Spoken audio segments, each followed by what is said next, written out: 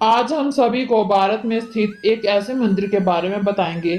यहाँ से तकरीबन 1000 साल पहले कुछ लोगों ने पानी की तलाश में खुदाई की थी। उनका मकसद जमीन से पीने लायक पानी निकालना था, पर उनका सामना एक ऐसी रहस्यमयी चीज से हुआ जिसे देख सबके होश उड़ गए।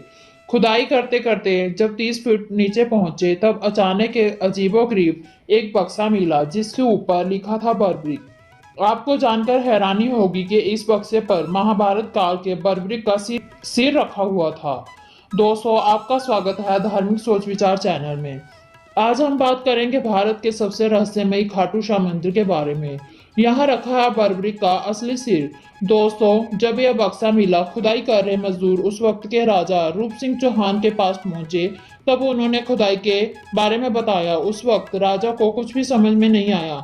तब वहां एक ब्राह्मण पहुंचे। तब उन्होंने बर्बरिक के बारे में बताया।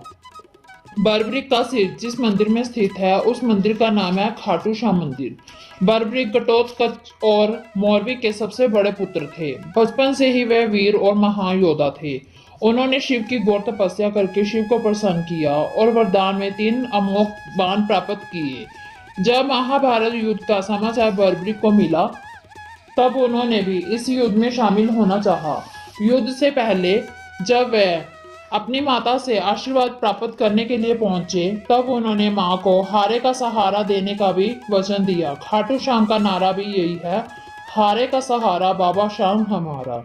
श्री कृष्ण जानते थे कि महाभारत युद्ध में हार तो कौरवों की होगी, और जब बर्बरिक ने हारते हुए कौरवों को सहारा दिया, तो परिणाम उनके पक्ष में चला जाएगा।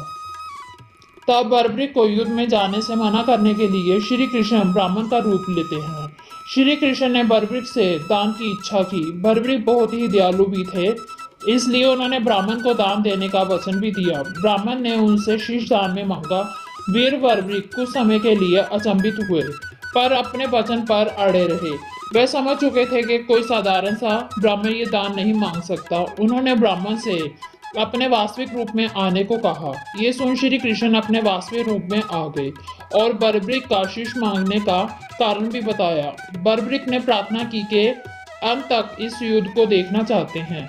श्री कृष्ण ने उनकी ये प्रार्थना स्वीकार की। श्री कृष्ण ने बर्बरिक के इस वरदान से प्रसन्न होकर उन्हें सर्वश्रेष्ठ की उपाधि दी। फिर उनके शीश को युद्ध भूमि के पास ही पहाड़ी पर रख दिया गया, यहाँ से वे पूरे युद्ध को देख सके। महाभारत के युद्ध के बाद पांडवों में आपसी विवाद होने लगा कि युद्ध में विजय का श्रेय किसे मिलना चाहिए। इस युद्ध को सुलझाने के लिए श्री कृष्ण ने कहा कि बर्बरिक ने संपूर्ण युद्ध देखा है, इसलिए उन्हें निर्णय लेना होगा।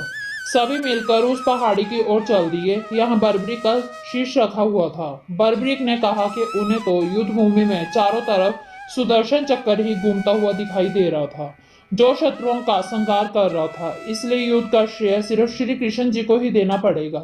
श्री कृष्ण ने बर्बरिक से प्रसन्न होकर उन्हें यह वरदान दिया कि कलयुग में वे श्याम नाम से पूजे जाएंगे। बर्बरिक के शीश को खाटू श्याम नगर में दफनाया गया, जो वर्तमान में राजस्थान के सीकर जिले में है। खुदाई के दौरान यहाँ पर शीश मिलता है। एक दिन खाटू नगर के राजा रूप सिंह चौहान को स्वप्न आया, जिसमें मंदिर निर्माण में शीश को सुशोभित करने को कहा। फिर खाटू नरेश ने इस मंदिर का निर्माण करवाया और शीश की स्थापना भी की। आपको ये वीडियो कैसी लगी, प्लीज़ हमें कमेंट बॉक्स में ज़रूर बताएं। वीडियो को लाइक और शेयर जरूर करें। हारे का सहारा खाटू श्याम बाबा हमारा।